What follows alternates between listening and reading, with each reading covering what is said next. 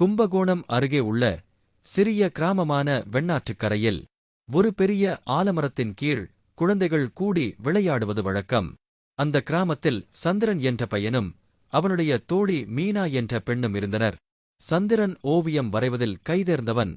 அவன் வரைந்த பறவைகளும் மலர்களும் உயிர் பெற்று பேசுவது போல இருக்கும். மீனா இசையில் மூழ்கியவள். அவள் புல்லாங்குழல் வாசிக்கும்போது காற்று கூட அமைதியாகக் கேட்பது போல இருக்கும். ஒருநாள் கிராமத்தில் நடந்த விழாவில் எல்லா குழந்தைகளும் தங்கள் திறமைகளை வெளிப்படுத்த அழைக்கப்பட்டனர். சந்திரன் தன் ஓவியங்களை வரைந்து காட்டினான். கூட்டம் ஆச்சரியப்பட்டு கைதட்டியது. ஆனால் மீனா தன் புல்லாங்குழலை வாசிக்க முயன்றபோது பயத்தில் அவள் விரல்கள் நடுங்கின. ஒரு சிறு தவறு நடந்தது. இசை சற்று தடுமாறியது. கூட்டத்தில் சிலர் சிரித்தனர். மீனாவின் மனம் உடைந்தது. அன்று மாலை ஆலமரத்தின் கீழ் மீனா தனியாக அமர்ந்து அழுதாள். சந்திரா, உன்னைப் பாரு. உன் ஓவியங்கள் எல்லோரையும் மகிழ்விக்கின்றன. நான் ஏன் இப்படி தோல்வியடைகிறேன்? என் இசையால் ஒருவரையும் கவர முடியவில்லையே என்று கண்ணீர் விட்டாள். சந்திரன் அவளருகில் அமர்ந்து மென்மையாகச் சொன்னான், மீனா, நீ என்னுடன் உன்னை ஏன் ஒப்பிடுகிறாய்? நான் ஓவியம் வரைகிறேன். அதற்கு என் நேரமும் பயிற்சியும் தேவைப்பட்டது. உன் இசை வேறு விதமானது. நீ வாசிக்கும்போது ஆற்று நீர் கூட உன் இசையுடன் ஆடுகிறது.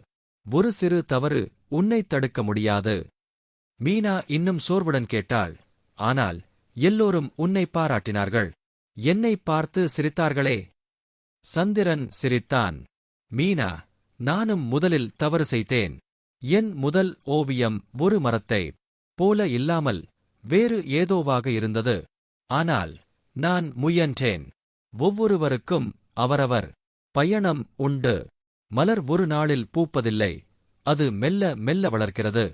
உன் இசையும் அப்படித்தான். அப்போது அவர்களுடைய பாட்டி கமலா அங்கு வந்தார். மீனாவின் கவலையைக் கேட்டு அவர் ஒரு கதை சொன்னார். பாறைகளுக்கு மத்தியில் ஒரு சிறு செடி வளர்ந்தது.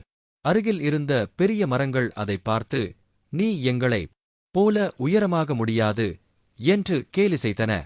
ஆனால் அந்தச் செடி பாறைகளை உடைத்து தன் வழியில் வளர்ந்தது.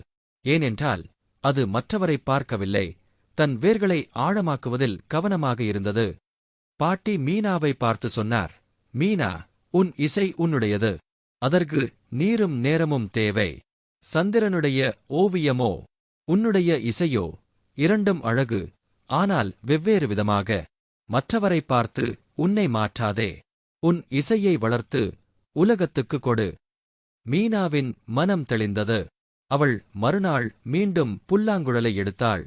இந்த முறை கூட்டத்தைப் பற்றி கவலைப்படாமல் தன் இதயத்துடன் வாசித்தாள். அவள் இசை காற்றில் பரவ கிராமமே அமைதியில் மூழ்கியது. கைதட்டல்கள் எழுந்தன. ஆனால் மீனாவுக்கு அது முக்கியமில்லை. அவள் தன் இசையில் மகிழ்ந்தாள். அன்று முதல் சந்திரனும் மீனாவும் ஒருவரை ஒருவர் ஒப்பிடுவதை நிறுத்தினர். அவர்கள் தங்கள் திறமைகளை வளர்த்து ஒருவருக்கு ஒருவர் உற்சாகம் அளித்தனர். ஒவ்வொருவரின் திறமையும் உலகுக்கு ஒரு வகையில் உதவுகிறது. மற்றவருடன் ஒப்பிடாமல் உன் தனித்துவத்தை பயன்படுத்தி மற்றவர்களுக்கு மகிழ்ச்சி அளிப்பதே வாழ்க்கையின் நோக்கம்.